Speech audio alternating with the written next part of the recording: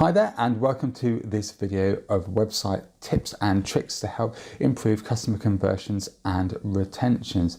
Now, yesterday we talked about photos, and today this kind of leads on a little bit from photos because we're going to be talking about your product page, and this can be applied to your service as well, but I'm focusing more on an e-com side of things here. But do think of this in terms if you're offering a service or a physical product which isn't necessarily bought online. These things still apply, or most of them still apply. So let me start talking about this. Again, as usual, I've got my laptop down here because I'm following the system, and this is a system I learned courtesy of Digital Marketer. Worth checking those guys out. Fantastic marketers. Ryan, Dyson, Perry Belcher, who run the business, are just incredible marketers. So really good guys to read about, learn from. Okay, so that's my big up to those guys done. And let's talk about your product page. So there are 6 questions that you have to answer on your product page.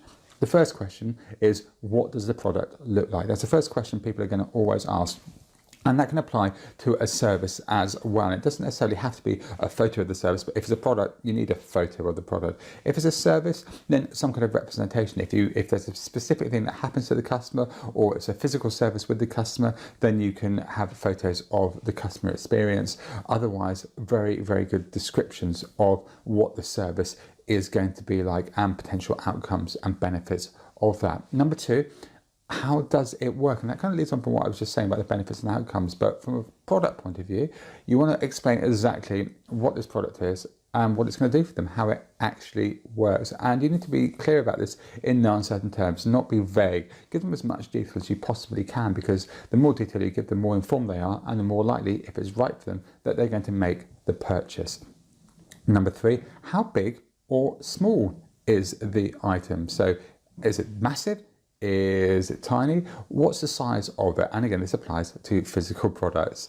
Number 4, can it be delivered?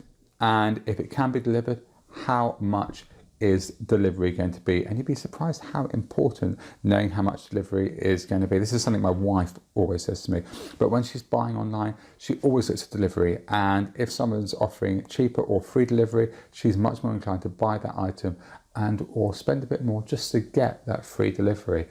So it's really important to make sure it's explicit on your site about delivery on the product page, and also if you have any offers, spend X amount, get free delivery, to make that very explicit on the page as well. Number 5, can I return it? Can somebody return it? This is a question they're asking. So they're going through all these questions in their head. So you need to make it obvious whether or not they can return the item, and if so, how easy, what the return period is, and what they do to do that.